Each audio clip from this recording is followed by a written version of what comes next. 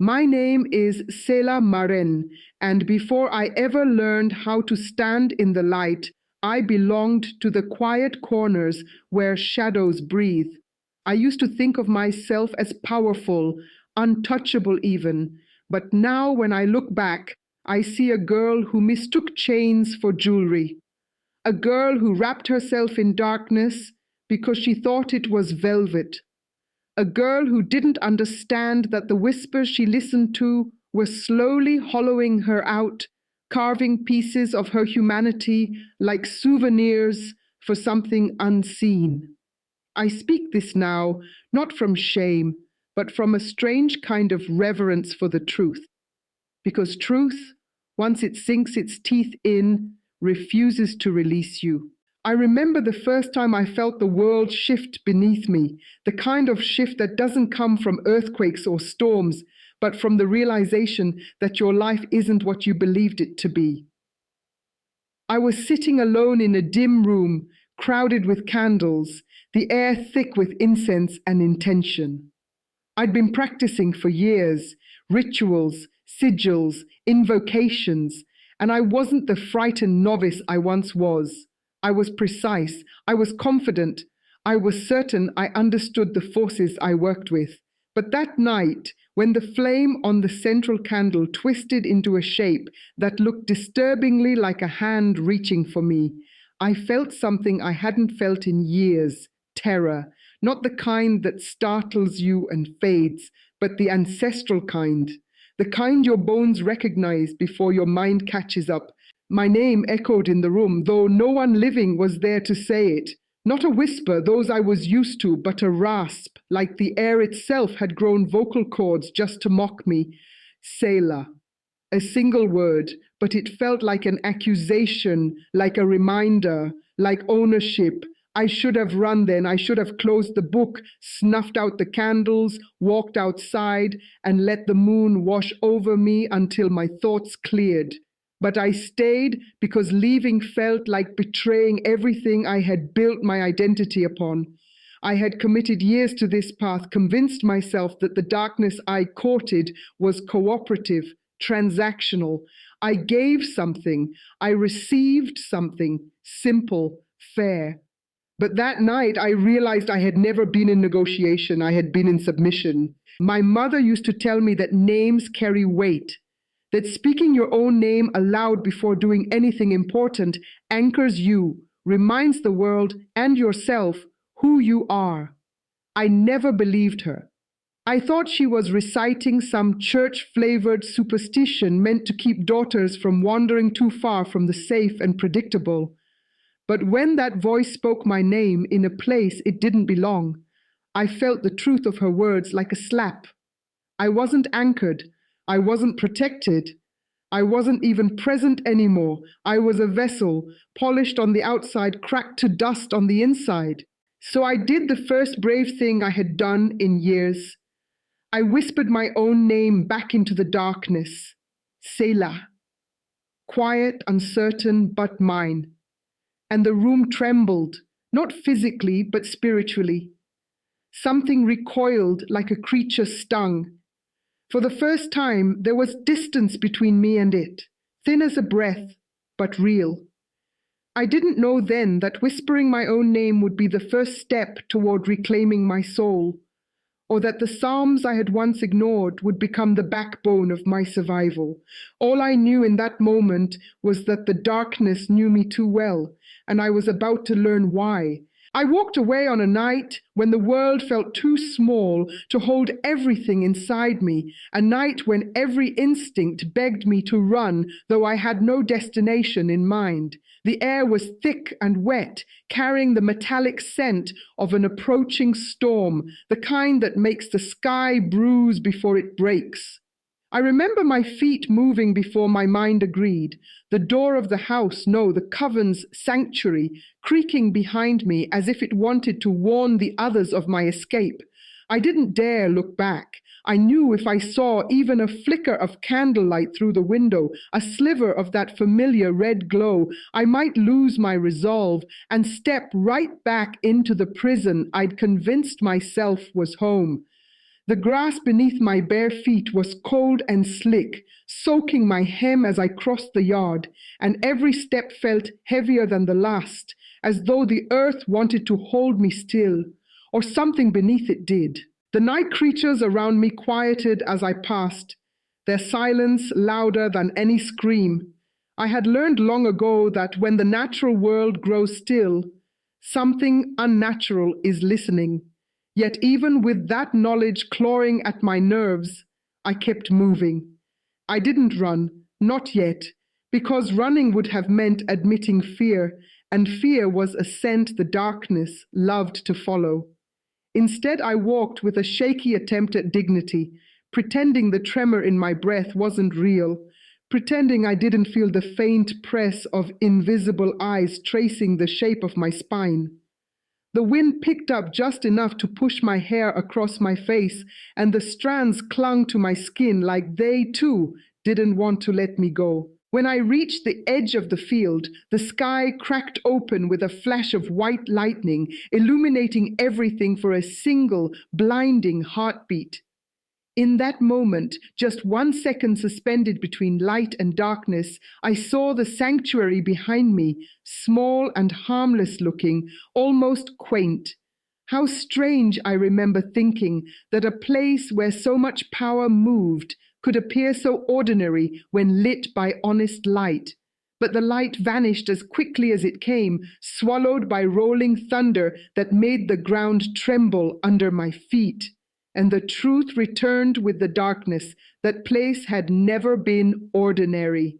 It had shaped me, twisted me, hollowed parts of me out, and filled them with things I still couldn't name. My breathing grew uneven as I stepped farther into the field, the tall grass whispering around my legs. My mind raced through rituals and protections I had learned, instinctively reaching for something familiar to shield myself.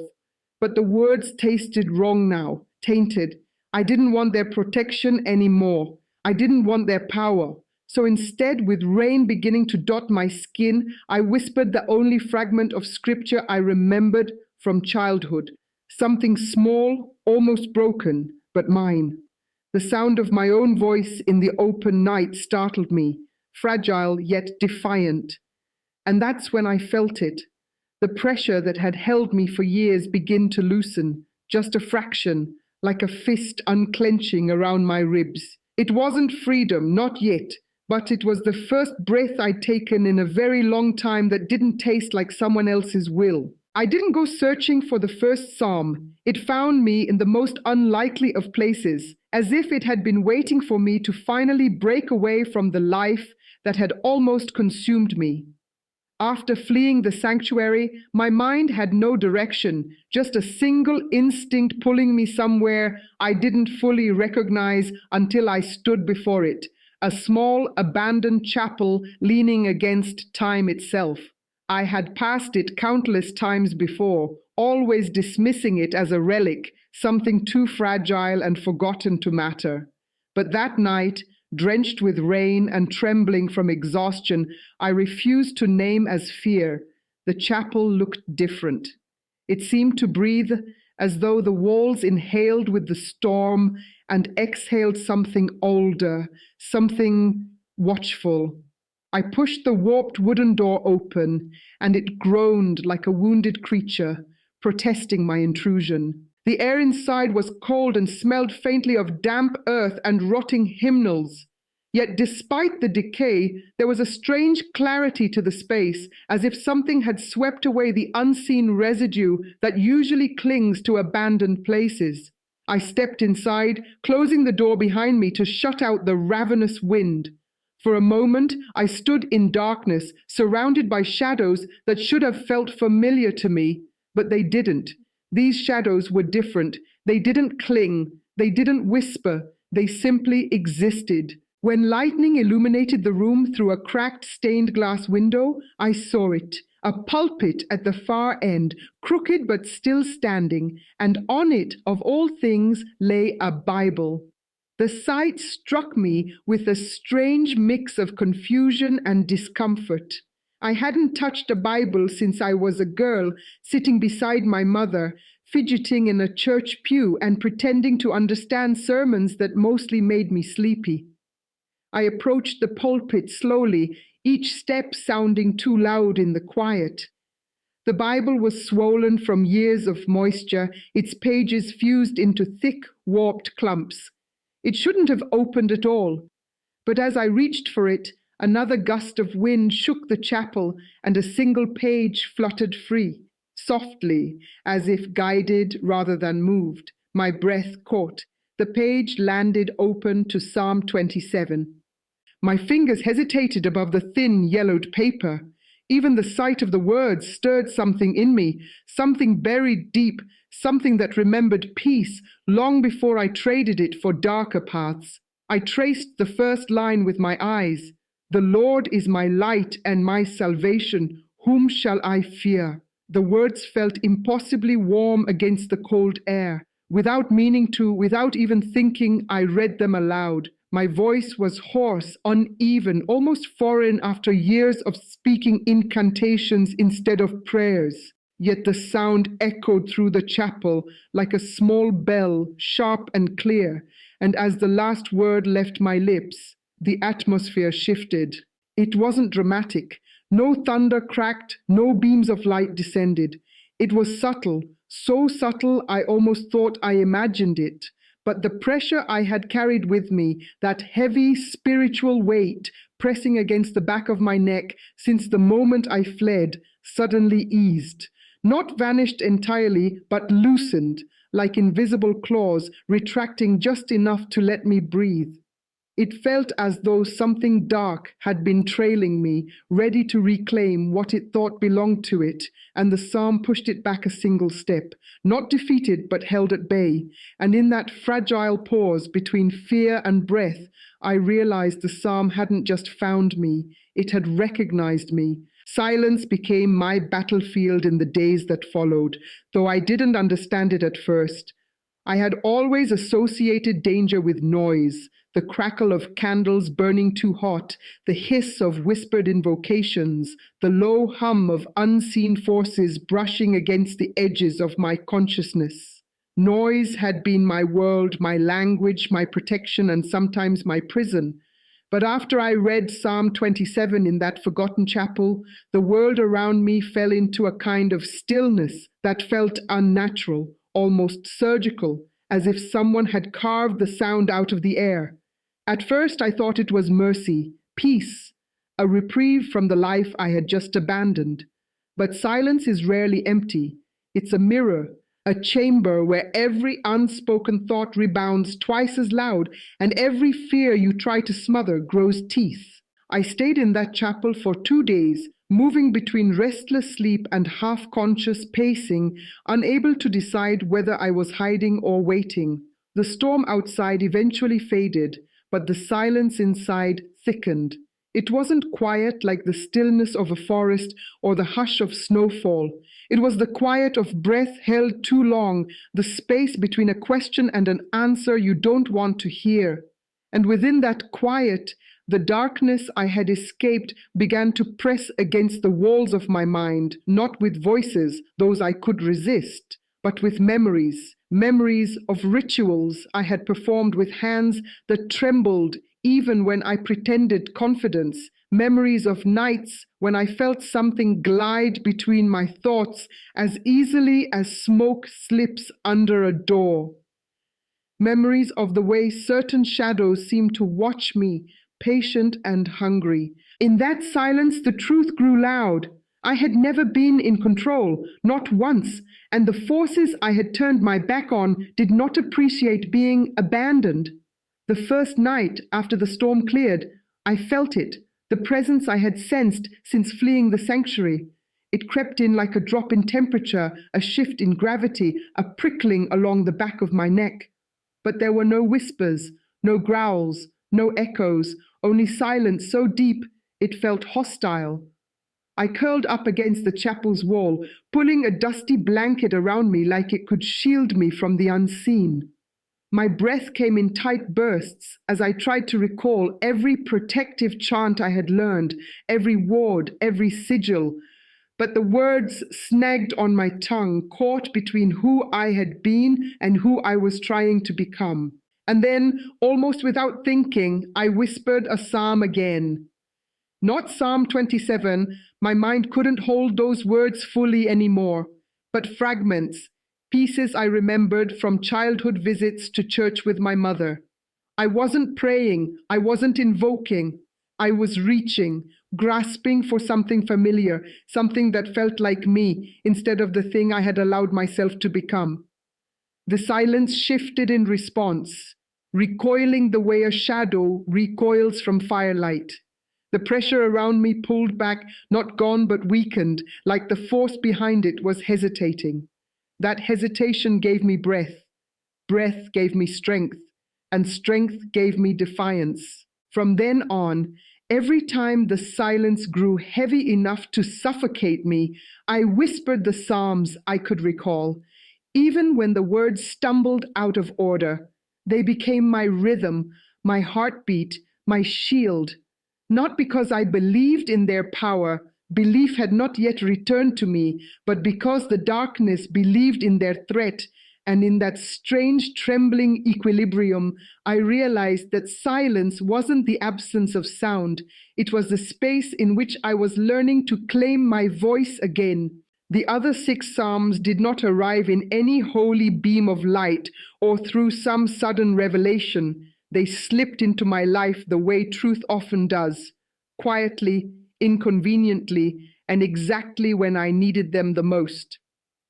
After leaving the chapel, I wandered from place to place with no real plan. I avoided towns during the day and hid in abandoned barns or fields at night. In those wandering days, the darkness followed me relentlessly, shifting from distant pressure to near tangible presence. Sometimes I felt it like breath on the back of my neck. Other times it crouched in the corners of my vision, waiting to reclaim what it still believed belonged to it. And in those moments, I discovered the Psalms one by one, each arriving like a fragile lifeline thrown into deep water. The first came during a night I felt watched, truly watched, in a way that made my skin crawl. I had set up a small fire in a clearing, trying to warm my hands, when I heard branches snapping in the tree line. Too soft for an animal, too deliberate for the wind. The darkness around me seemed to thicken, and my breath caught in my throat.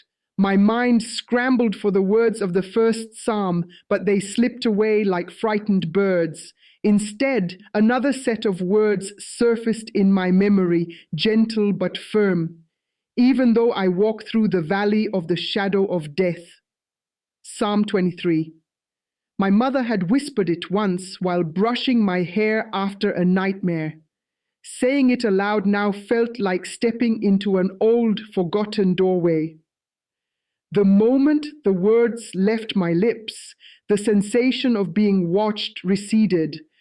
The trespassing presence stumbling back as though something invisible barred its path. Psalm 34 found me on a different night, one far worse. I had awakened abruptly, my body frozen, my lungs struggling to inhale. A cold pressure rested along my spine, as though something lying beside me had slid its fingers beneath my skin.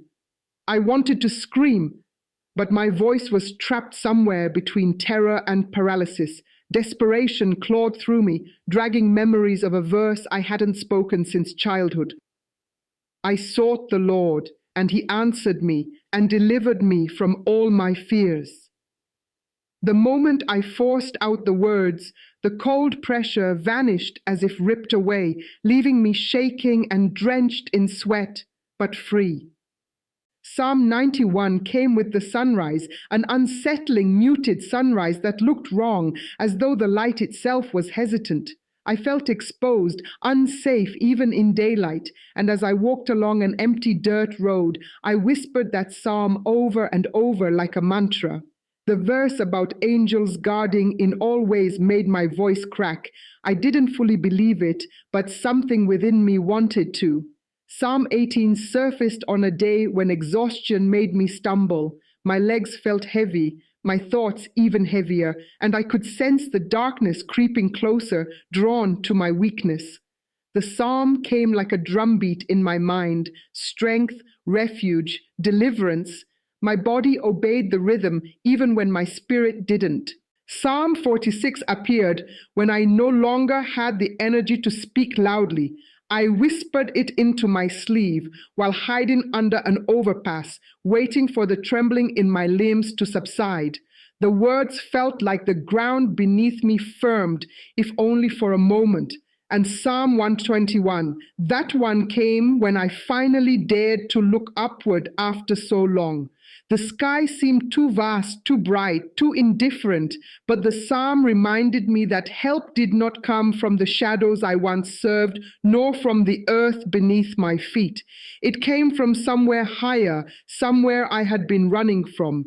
Each psalm did not defeat the darkness. Instead, it created a boundary, a pause, a crack of light wide enough for me to take the next breath. And breath by breath, I kept moving. The woman I became was not born in a single moment of courage or revelation. She was stitched together from fragments of fear, whispers of memory, and the fragile echoes of psalms that refused to leave me alone. At first, I did not recognize her in the mirror, the girl I had been, the girl who trembled at shadows and spoke in the language of the night, was buried under layers of ash I had carried for years. Yet, with each psalm I recited, with each whispered plea for protection, a piece of her returned, hesitant but persistent, like a small flame rekindled in a storm. I began to walk differently, not because I was unafraid, but because I understood fear in a new way.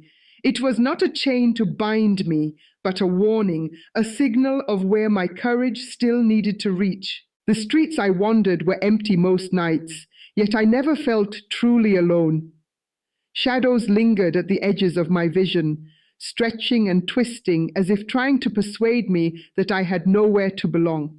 And yet, every time I paused to breathe and whisper a psalm, the shadows hesitated, not in defeat, but in recognition that something in me had changed, something that no ritual, no spell, no dark promise could touch.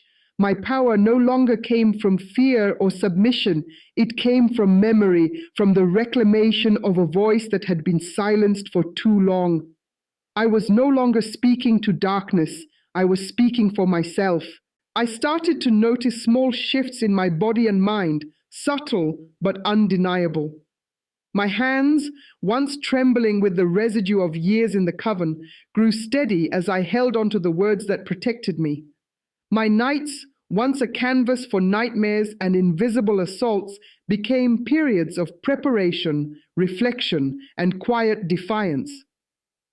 I learned to listen differently, not for the whispers of spirits I had once served, but for the voice inside me that wanted life, that wanted light, that wanted to reclaim something I had thought irretrievably lost. Every recitation of a psalm was a stitch in the tapestry of the woman I was becoming, a woman who could stand in the open night without cringing, who could walk away from what had once ensnared her, who could speak her own name and hear it answered not by fear, but by the truth of her being. Even as I grew, I felt the weight of what I had been. Guilt, shame, regret, they did not vanish. I carried them with me, but differently now. They were no longer chains, only reminders of the distance I had traveled, markers of the journey from the girl who obeyed shadows to the woman who spoke to light. I began to understand that transformation is not about erasing the past, but about integrating it, honoring it, and refusing to let it dictate the future.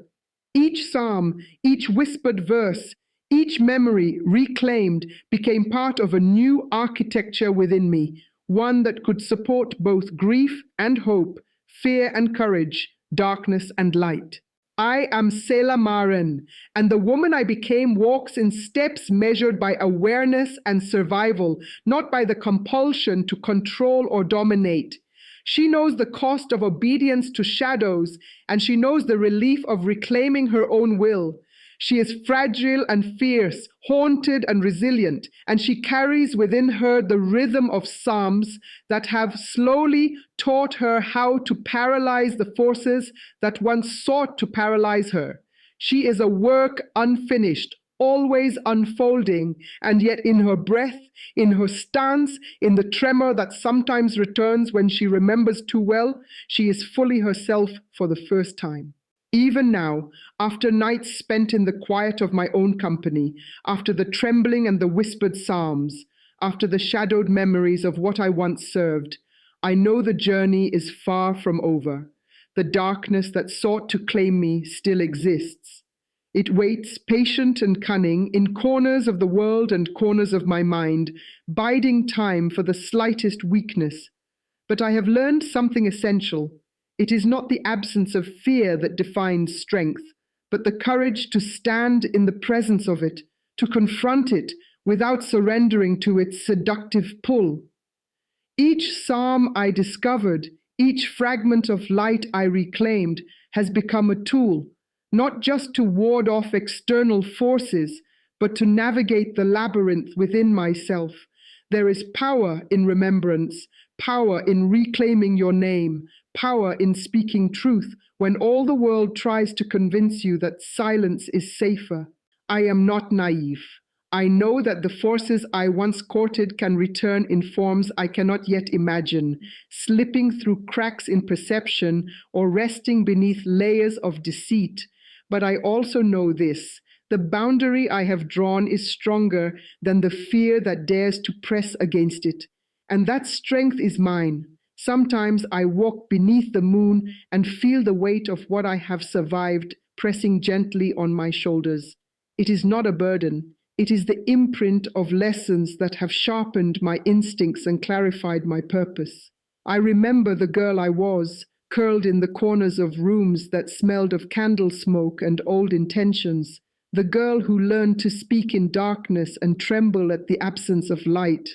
And I honor her, not by resurrecting her fear, but by giving it a place in the architecture of who I am now. She is part of the scaffolding, the foundation, the echo that reminds me how far I have come and how far I must yet go. She whispers caution, yes, but also resilience, and in listening to her, I find not paralysis, but motion, forward, always forward, even when the steps are uncertain, even when the path is obscured by shadow, I move. I have learned that every psalm, every word is more than a tool. It is a mirror. It reflects not just the darkness without, but the darkness within, and it exposes the choices we make when confronted with it. There is a question that now pulses in my mind, and I cannot let it rest unanswered. How much of our fear is real, and how much have we allowed to govern us? How many of the chains we think bind us are actually forged from the hesitation to confront ourselves?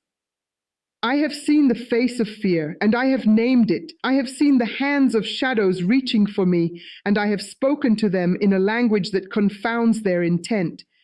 And still, I wonder what would happen if I paused, if I faltered, if I let the darkness close the space between my courage and my voice for just a moment.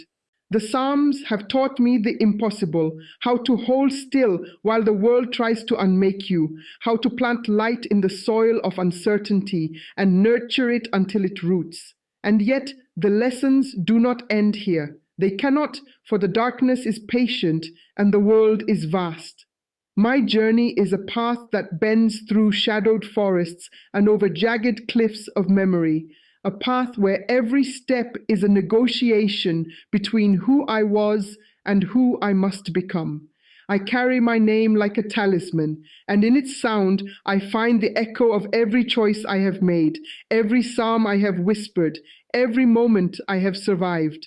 But what comes next is not mine to predict. The future presses against me like a tide, relentless and unknowable, and I am left standing at the edge of it, psalms on my lips, fire in my chest, and questions that demand answers I cannot yet provide. And so I leave it to you, the witness, the listener, the one who feels the stirrings of darkness or courage within themselves. What would you do if the shadows returned to test the strength you have earned?